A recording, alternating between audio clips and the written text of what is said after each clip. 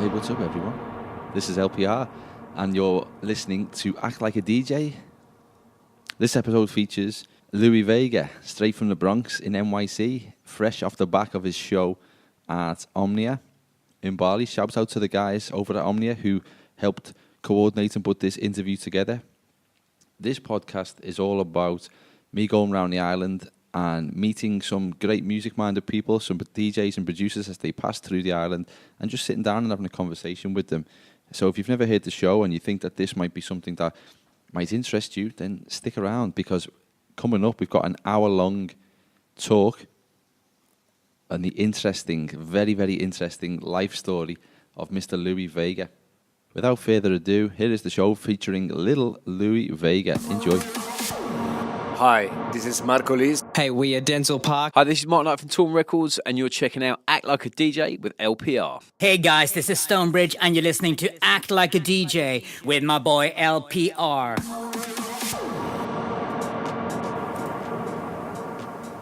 Yeah, thanks for doing this. Really appreciate it. No problem. Ladies and gents, I'm with the Grammy Award winner, King Louie Vega. How you doing, mate? I'm good, thank you, man. I'm happy to be here. Bali. Loving it? Love it, man. It's too bad I'm only here for 2 days. You know, you get really teased when you come to these beautiful hotels and see these wonderful beaches, and then you have to leave on that, on that third day. But it was really wonderful. I had a beautiful time here. We're in the beautiful Alila Villas in Uluwatu. It's the first time I've been down here. But there's got to be up there on the top hotels you've been in. Even someone like you, it's pretty cool. Yeah, right? it's a paradise. It's so quiet, and actually, it's the only time I had off. I had 1 day off to really, let loose and lay back, relax, and feel tranquil. So this hotel was perfect for it. I can imagine. Well, you've actually been to the spa, and then after this, you're going back to the spa. Yeah, I've been in the spa all day. It's not a bad life, is it? Just going through that book and just picking out different massages. That's it. And just pampering yourself. Just living the dream, mate. But you actually said something interesting before we started, that you always book a second day whenever you're doing your travelling, especially on this side of the world, just so that you have a day to be able to relax and do your thing, so that you're not doing the 3 a.m. airport rushes and things like that. Yes. Asia's different because it's so far off from my time zone in New York that, I need that time. So usually on this tour, I'm doing 5 cities, Singapore, Bali, Hong Kong, Seoul, and Tokyo. So with every city, I just stay an extra day, so I'm able to, either relax or enjoy or just see some of my friends, because, doing this for so many years, you have a lot of friends around the world in different countries and cities. So such a healthy way of doing it, I guess, because as you said, we've all heard the news not so long ago about Avicii and the relentless tour schedule that he had, and it was, for sure that must have contributed in some way to the struggles that he was having, just the demands placed upon him to be able to do all these shows in such small time frames and things of that nature. Yes, don't get me wrong, when we're in Europe, we're going from sometimes it can get like that. It'll definitely get like that in the summertime. Mm-hmm. So you're out there traveling July and August, and you could be doing different cities and countries every day. But yeah, definitely, man, that was a big shock. We lost an amazing talented young man, and it was really sad when I heard what had happened. When things start happening in your career, and you start blowing up, you really gotta find that balance. That's the hardest thing. And once you get that balance, you're able to maintain, your pace and everything. So, I've been doing this a really long time. So, obviously, I found some sort of balance because I'm able to do the things that When do you feel like you found that balance? Was it more recently, or did you kind of create a blueprint early on and follow What worked for you? I mean, you know, I do work a lot. I'm a workaholic. I love music. It's my life. And, you know, I play music, I make music, I write music, you know. So I'm constantly putting out albums and, you know, doing a lot of collaborations. But I would say in the last 8 to 10 years, because you know you start living your life. You know you know you get married, you have children, and you know it's a whole different way of thinking. It's not like when you're single and you're just coming out there and you're doing your thing, and a lot of things start happening for your career.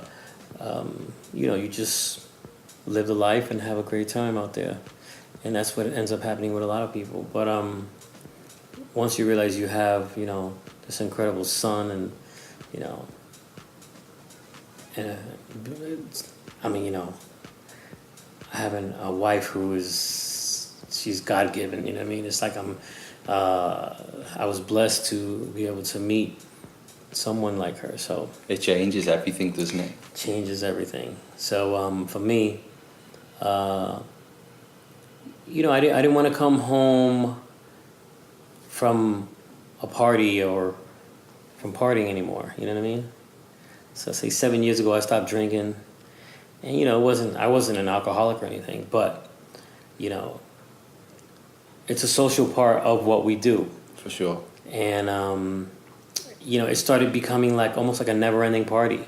And I said to myself, you know what? If I just keep doing this, it's just gonna go in a whole different direction that I don't want it to go into. So I just stopped, and that was the best thing I could have done in my life. And now I'm just a lot more aware of what I eat, you know, all the intake, everything, you know. So it's very controlled, but I like it, and I feel a lot healthier. I feel great, and I still have a good time with everybody. I have that fake drink, I call it, where you know you have your lemon fizz. Let's say it looks like a drink. People say, "Hey, you got a drink?" and you hold it up and go. That's it. You pull up lemon fizz. You do a little toast, and you have your little drink with them. Yes, you know, so, I know it well. But it's a lemon, non-alcoholic, fizzy drink that I have on my Wednesday night at the club, which I do in New York. I play at a club called Cielo, and I do my night called Roots NYC. And you know, Mo, who's our bartender there, she knows. She's like, "You want the lemon fizz?" And we have a name for it that it makes it sound like a cocktail. So when she comes up and she offers it to me, it sounds like she's giving me a cocktail. Yeah. So if you're with someone and they say, "Hey, what are you drinking?" You can order that. We say the name of it. Yeah, that's it. Yeah, got you. I really don't know where to start. You said you work a lot. You really do, and you really have for so many years. I mean, we will talk about the Grammy stuff, but I mean, not only are you a goodwill ambassador, not many people will know about that. But you've had a hand in some shape or form with so many other artists, collaborations and such. You know, Michael Jackson, Earth, Wind and Fire. I guess we've got to start at the beginning. I guess you're from New York City, the Bronx. Yes, I was born in the Bronx, and you know, I just happened to be there in the heyday of a lot of, you know, great art that was happening in New York, musically, so many different artists that were very inspired at that time. And, I was a little kid, not even a teenager, going down the block to see Africa Bambaataa, Jazzy Jane, Red Alert, Africa Islam, throwing down with the break dancers, the Rocksteady crew, everybody, you know. So I saw that as a child. Same time, my sisters were disco queens, going to the Loft, the Paradise Garage, Studio 54 even, so living in New York City, there was an explosion of salsa music with Vega Records, and my uncle was a famous salsa singer. His name is Hector Lavoe, and all this stuff happening at the same time, and pop music at that time was incredible music. You had Stevie Wonder, Earth, Wind and Fire, Elton John, and rock was amazing. So all these influences in New York. Once disco came in, there was a lot of fusion disco records, I call them. Like when a jazz artist made something kind of disco tinged, or a rock artist made something a little disco tinged. You know, it became this new hybrid, you know, that was happening. So a lot of that music happening at that time, the whole punk rock scene, you know, this was all happening in New York. It was right there at your fingertips. And it all captivated you at that early age. Didn't matter what the style was, it did. And it's crazy because, you know, you hear a lot of kids today, you know, the pop music they love. It was a totally different thing because the pop music at that time was some heavy music. But as a child, you're listening to this, and you were brought up with that music. So I guess all that was in my head, you know. And a lot of other kids, and you know, in New York at that time, you know, we were all brought up with that as our pop music, you know. So a lot of those influences made me who I am today, you know, as a DJ, because a lot of the DJs in New York, I mean, I got the best schooling you could ever have. I mean, you know, you had DJs like Larry Levan, Tony Humphries, Frankie Knuckles when he would visit New York, David Morales, Nicky Ciano, you know, Walter Gibbons, all these guys, Francois Kerouakian, you know, Danny Krivit. These guys are like the history of New York, you know, and I was, you know, a kid watching and listening to a lot of them, and then later on became friends with them, and it's got to be pretty cool, right? Now we're peers, you know. We you know, they play my music, they love what I do. They saw me as a kid, you know, growing up and becoming this with these aspirations producer, and you know, becoming this producer, and you know, now winning Grammys, and you know, being nominated for Grammys, and well, that was, you know, that's the cool thing about a lot of my upbringing in New York, is that a lot of these seasoned producers and legends that we all know now, they were very friendly, and they would invite you into the studio and they say, hey, Jelly Bean Benitez, say, Louie, if you want to sit in the back and just watch, you know, while I'm working with, you know, whoever I'm working with, you're more than welcome to do that. And you know, I think that's what we need to do today. I mean, you know, a lot of the kids today, you know, they obviously didn't have that type of opportunity, but you know, we definitely need to feed them the knowledge that we were taught. Mm-hmm. It's funny you should say that, because even as far as this podcast goes, when you feel personally that you've got a pretty good idea and you want to run with it, like I'm sure you did in the studio or anything like that, sometimes the most difficult part is breaking down that barrier and getting the guest, the artist, to welcome you in with open arms, the way that you did to me, the way that those guys did to you. Mm. And it's like you said, you know, these guys, when you're a young kid and you're aspiring to be at a certain level, and they just bring you in, and you really don't see it in this day and age. And whether it's because of social media, managers, the teams that these guys have around them, whereas they don't have to control anything. Whereas they got the guys in the old school, I guess, were a little bit more welcoming, shall we say, in some respects. I think, you know, as well too. I mean, you know, we're in a place where, you know, coming to Bali, there's a big time difference. So a lot of these guys, either they're tired, or maybe they're partying.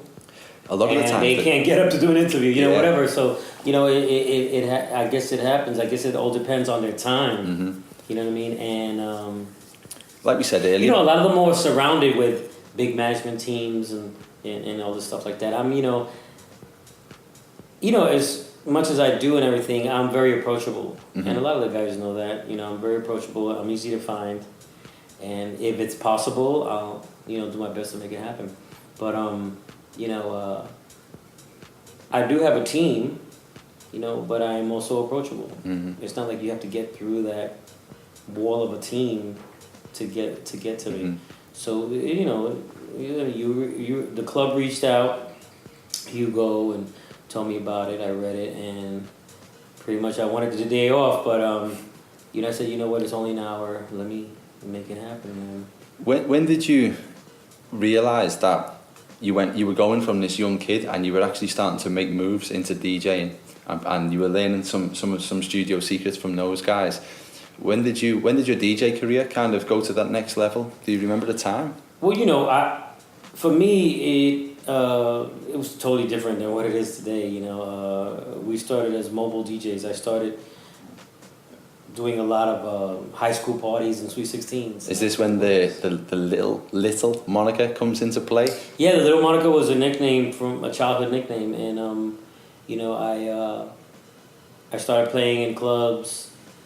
Not until '85, really, like a steady club. But you know, it took about, let's say, 6 years of mobile work and doing your own parties.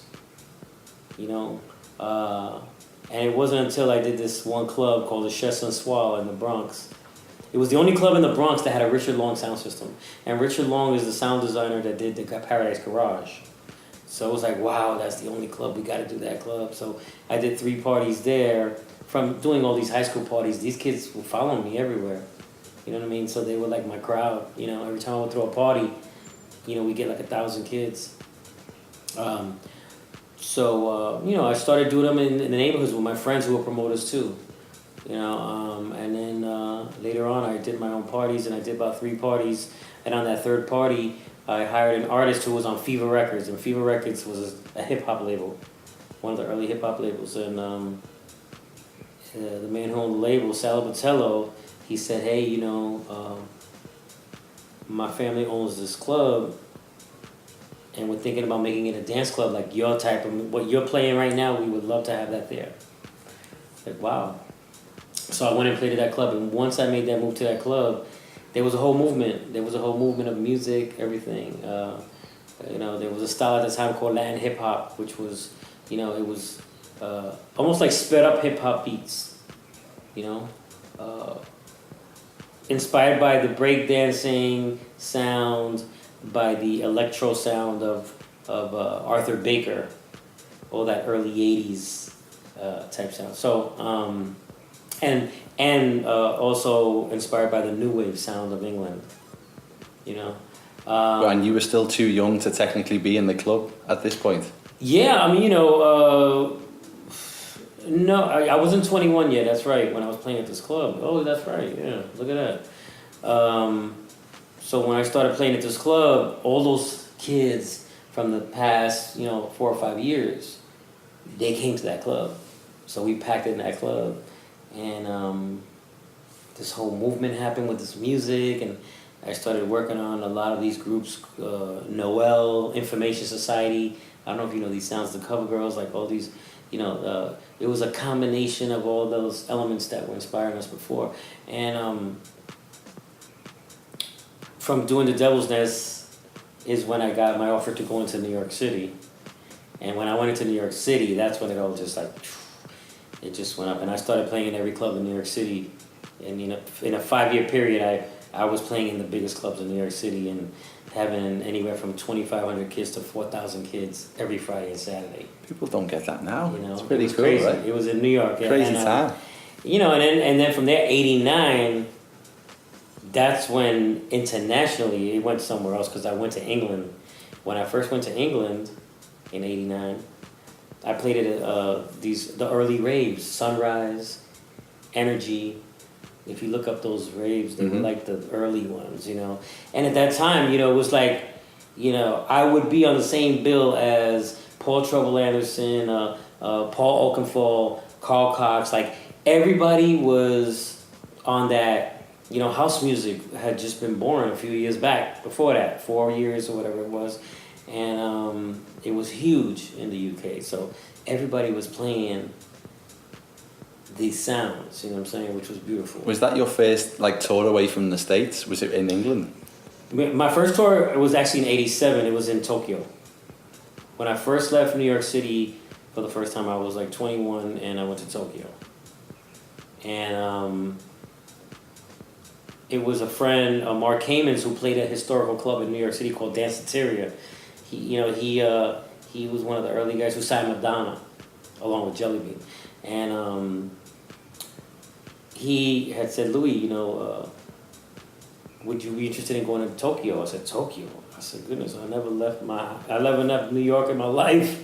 You know, you want me to go to Tokyo? Wow." So I went to this club. It was crazy. I played for 8 days in the same club. Just 8 days straight. In the same club. And it was different crowds every night. It was crazy how it was. Did you kind of do different styles every day, or? Yeah, I did. I was always eclectic. I've always played, from house music to hip hop, reggae, Latin hip hop, DOR. I mixed it all up. The sounds that I was playing, but the way I played it, it had like a flawless feel to it. After I came back, I was playing at a club in New York City called Heartthrob. It was the old Fun House. That's where Madonna, Jelly Bean, Arthur Baker, that whole sound in the early 80s, it was born in that club. You know what I'm saying? That was Jelly Bean's place. He was like one of the DJs that I looked up to and used to go listen to. And I ended up playing in the club that he was playing at, and all this stuff was going on, which was wonderful later on. That's a different name. And when I played in that club for 86 to 88, it was really like, it was amazing, man. It was great, man. It was like, you're playing to like, 2,500, 3,000 kids. And every time I would play in a club on a Friday, if they say, we want to bring you in on a Friday, I would end up getting the Saturday too. Then I would be, doing the weekends in all these clubs. So in that time period, I started recording a lot of music. And from there, that's when I saw, wow, this is really, this is a career. Because I started, getting a lot of record company attention, coming to the club saying, wow, who's this kid from the Bronx who's, killing it, doing his thing, and, has all these kids following him, and he plays great music, he's a good DJ, really good DJ, and I said, let's ask him to make some records, and that's when I had some people approach me, Tommy Boy Records, and, a couple of the other labels, Sleeping Bag, they were the early labels in that time period, who were putting out a lot of great music, and they hired me to go into the studio and make some music, and every time I did one record, I got 3 other records to do. So I just kept like building and building. And snowballing. Just keep snowballing, yeah. So by that time I knew this was definitely, it's not only DJing, now I'm making music. I'm working in these big studios with these big SSL boards that were like, wow, look at these places. And I'll never forget, I invited my grandmother to the studio. And that's when I realized, when she came in and saw everything, she was like, wow, so you're doing this here. This is happening right now because you are here. She's like, wow, this is beautiful. And then I started realizing, I said, wow, this definitely is going to, become a big part of my life. You mentioned a little bit before Madonna. You've actually worked with Madonna also. Is that stemming from that relationship? Yeah, when I worked with all those artists, some of the artists I worked in the studio with, some I didn't. Some I got their music and I remixed. Madonna's, it was a remix. And it was a song called Erotica. That Kenny Dope and I, my partner, Masters at Work, we did that remix in the early 90s. And Michael Jackson, the same thing too. I mean, some artists we did work in the studio with, like Donna Summers. I called her and I called up and I called a label and said, would she come in and sing, on the record, because we have a whole new vibe and spark up some new things.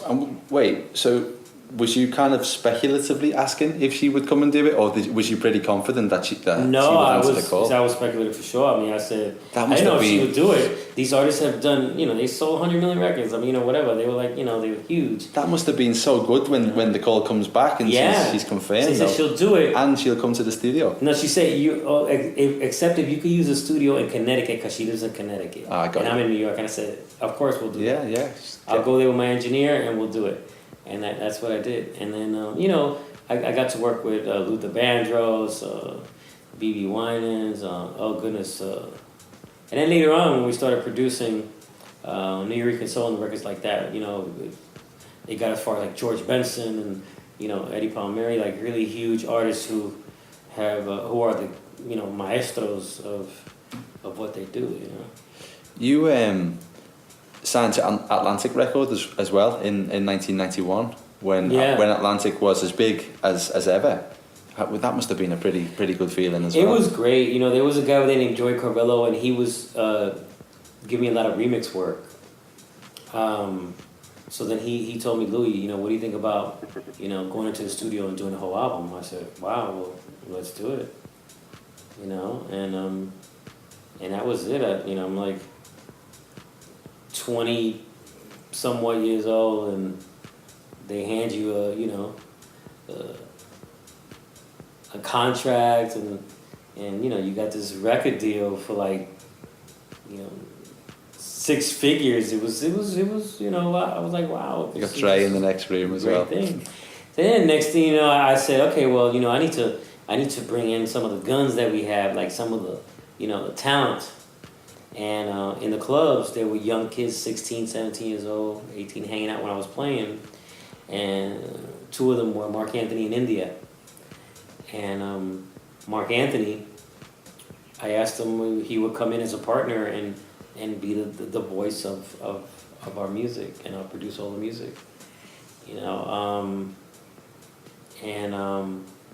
we created this album, and it was great. You know, we had some club hits and stuff with Ride on the Rhythm and some other stuff, and you know, we kind of went off into our own worlds. You know, Marc Anthony's now a huge pop star. You know, and I did my thing with dance music. No, but you wouldn't change it though, right? No, man. This is, you know, that was a great experience. Do you feel like you were born to be in this industry? Like your family members were already in the industry and stuff, and you've kind of taken to it like a duck to water, so to speak? I feel like I was born to enlighten people. You know what I mean? Whether I'm making music or playing music or performing with the band, you know, you see people smile, you see people cry of joyful cries, you know, and feeling the way they do about something that you did that touched them. You know, I feel that's my purpose. That's my purpose here. That's beautiful. It really is. That's cool, man. Thanks.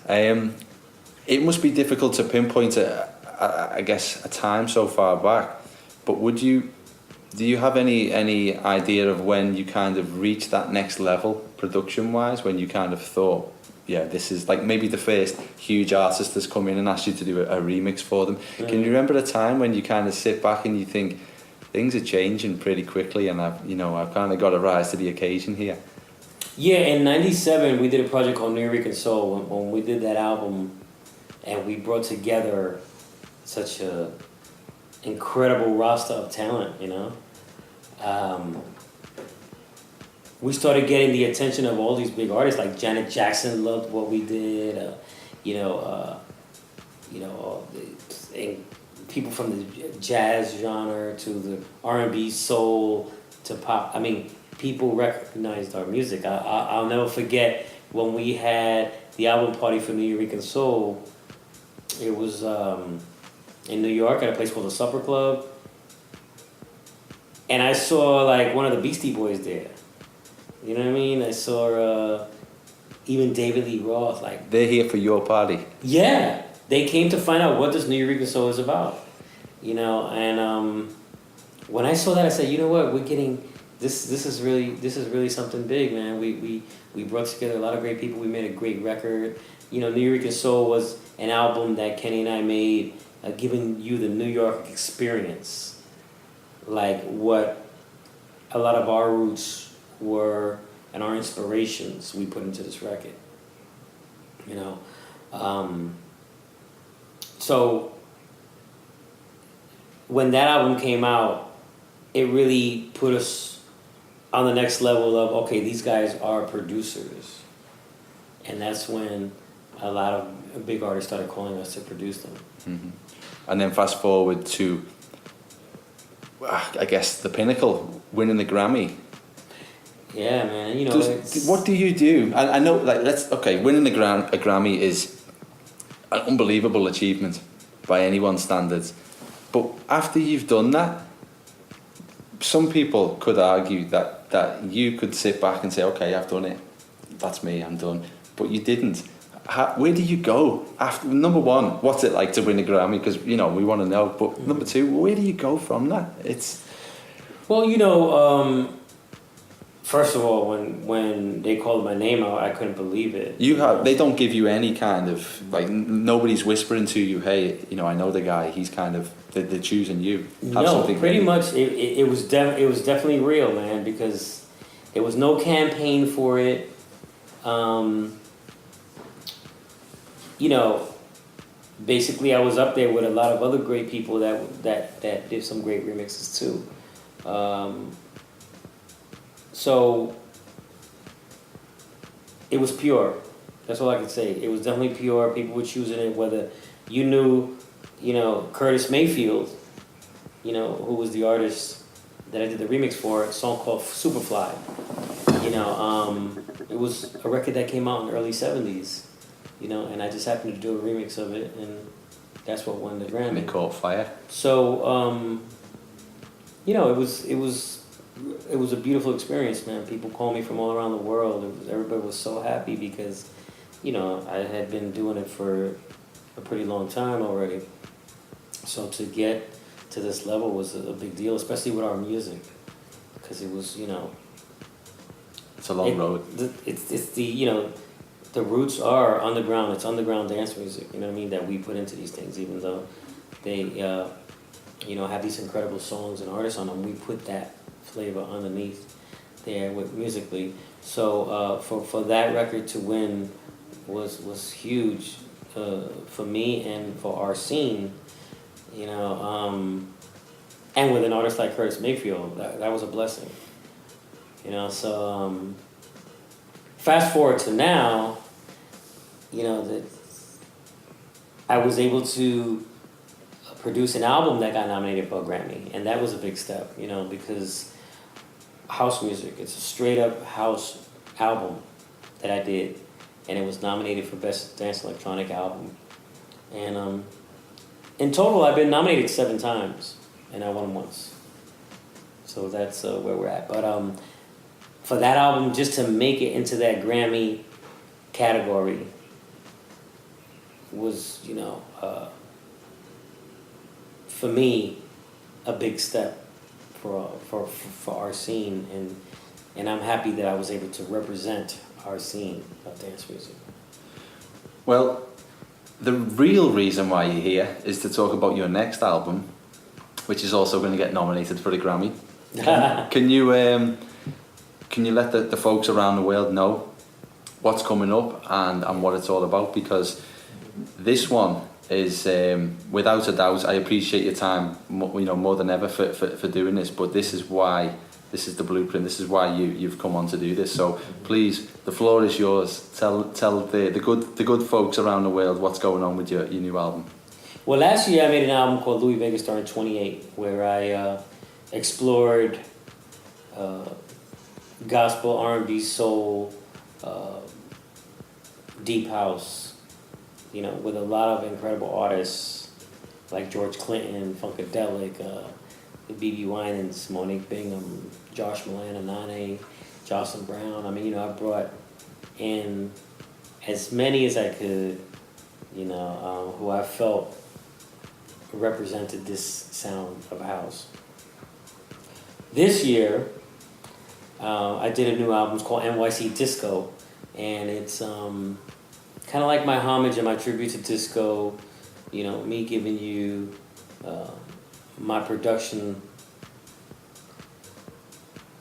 of disco today, let's say, you know. So I reached out to some of the pioneers, Patrick Adams, who is a huge pioneer of disco, R&B, soul, boogie. I mean, you know, he's one of our heroes.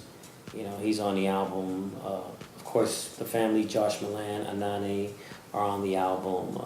B.B. Winans, Luther Vandross, who I was able to get 2 songs from Luther Vandross that he recorded in 1979 that never were released.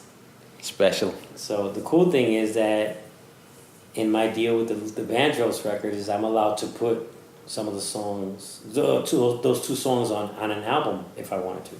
So I picked one of the songs, and it's called Get Myself Together, and Luther sounds amazing. He sounds like if he sang it yesterday. Mm-hmm. What a golden voice, man, beautiful. John Davis and the Monster Orchestra, Gary's Gang. These are groups that had huge records back in the days, in the disco days, and I was able to work on some of their masters. And this album is on Nervous Records, and Nervous Records is a label that I have a history with. You know, I've been working with them for many years, and I had a lot of releases on Nervous Records. Actually, the first new Rican Soul was on Nervous Records, called The Nervous Track. So Michael Weiss, who owns Nervous, his dad, who is Sam Weiss, owns Sam Records. And if you look up Sam Records, they've had some of the most amazing disco classics, you know, huge records that came out. It was meant to be.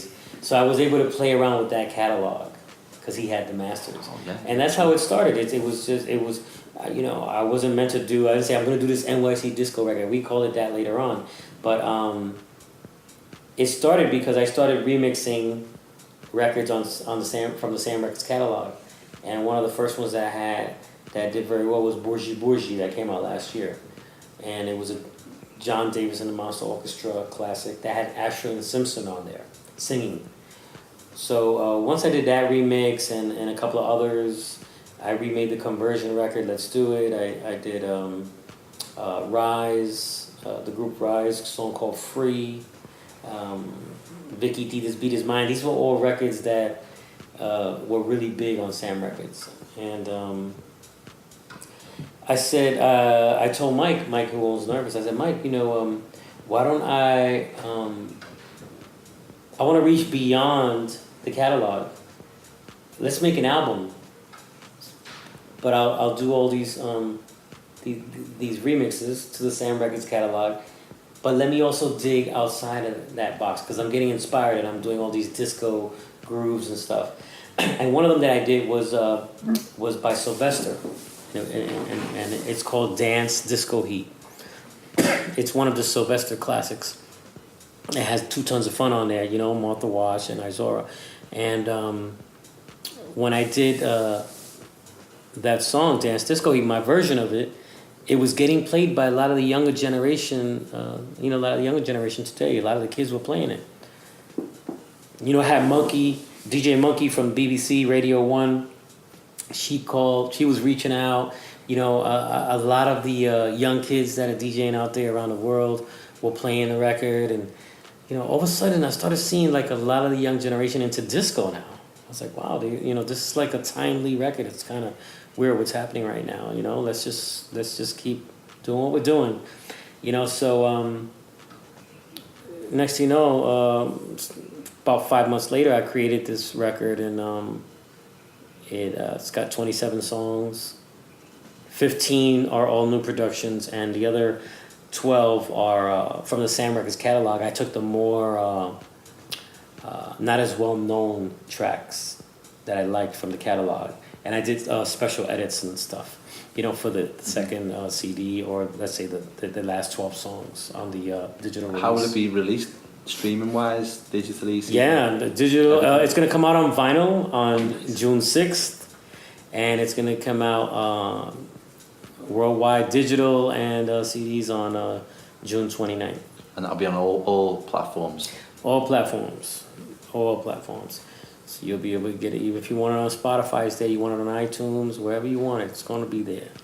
You know, so wherever you need it, it's there. Yeah, man. So what's next for you? What's what you're gonna have a busy time? You're going from here to Tokyo? Yeah, I mean, you know, right now I'm on my way to Hong Kong. I'm playing at a place called Casio, and then I go to Seoul, playing at a club called Club Fader, and then my last gig is in Tokyo, which is one of my favorites of all time.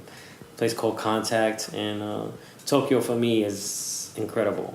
I mean, I've never had a bad time in Tokyo. It's really... We've just gone full circle, I think. It's really incredible. That's right. Yeah. Gone full circle. Yeah, so, you know, and I have my record label, Vega Records. If you want to check it out, it's vegarecords.net.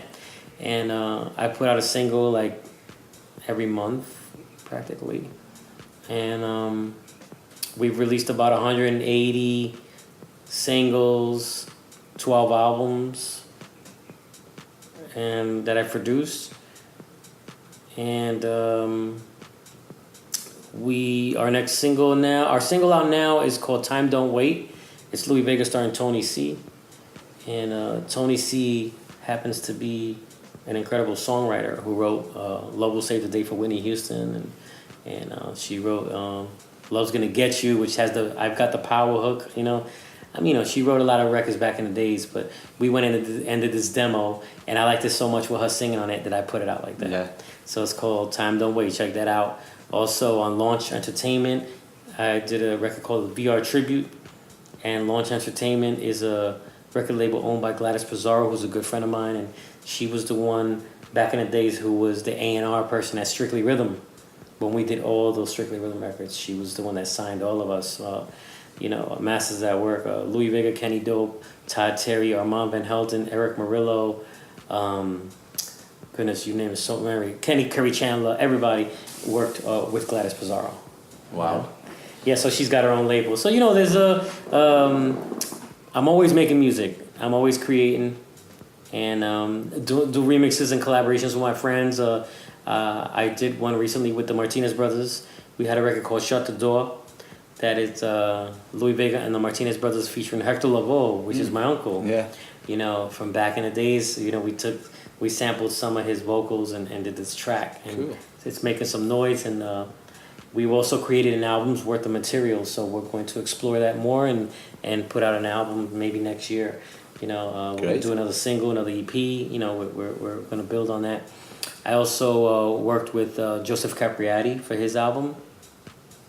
I produced a song with him for his album, and it's wonderful because Joseph Capriati is an incredible techno DJ, but his roots are house music. It's like Masters at Work music, and a lot of music from the 90s, because he's from Naples, and Naples is very deeply rooted with house. So we were able to connect in that way, and we became good friends. And he's like, "I'm doing an album. I would love to do something together." I said, "Really?" So he flew to New York and came to my studio. So I've been doing a lot of collabs with the guys, the Martinez brothers, of course, and Joseph Capriati. Also Rocco, who's from France, just did something for him. My crew, we have Anane Vega, who her and I have a night called The Ritual that we do at Heart in Ibiza, and that's our residency. And Heart is owned by Cirque du Soleil. Mm-hmm. They're partners on there, and or Guy from Cirque du Soleil, and the Aria brothers, who are incredible chefs. We did a residency last year. We did 6 shows, and this year got extended to 10 shows. So we're going to do our second year at Heart, and The Ritual is started off as beach parties that Anana and I did together at the Blue Marlins, and a lot of great places and around the world, Scorpios and Mykonos, but now we're in Ibiza, and we're really excited. We have a great lineup. A lot of our friends coming to play, like Moody Man, the Masters at Work, Kings of House, the Martinez brothers, Joseph Capriati. It's going to be a good summer. It's going to be great. Nicole Mortimer, Cassie. It's really exciting. It's an exciting time.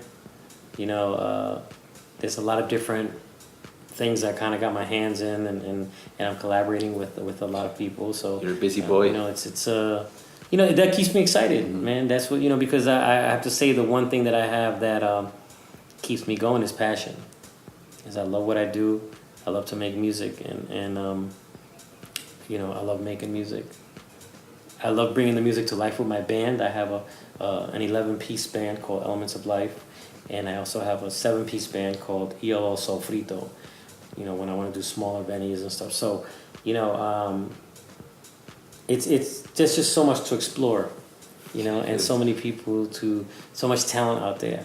That I feel like we've only just scratched the surface of the life of Louie Vega, but we're going to get you out of here. To finish, what social media are you most active on, and do you want to give your handles out so people can go and chat to you and talk about the podcast and other things concerning your 2018? Yeah, sure. I'm on Instagram, Louie Vega. I'm on Twitter, Louie Vega NYC, and I'm on Facebook, Louie Vega, Little Louie Vega. There you go. There's like 4 Louie Vegas, and they're all mine. But yeah, you can catch me there. VegaRecords.net. You can get music from my own Digistore, or you can go to any of the any of the outlets, from iTunes to, or if you want to hear it on Spotify, you're more than welcome there. That's just we're pretty much everywhere. And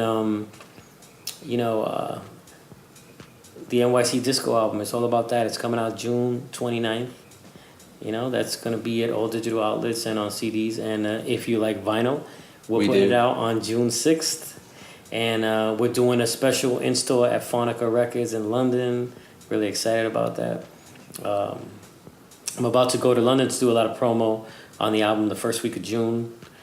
So you'll be seeing me on a lot of streamed live events that whole week. There you go.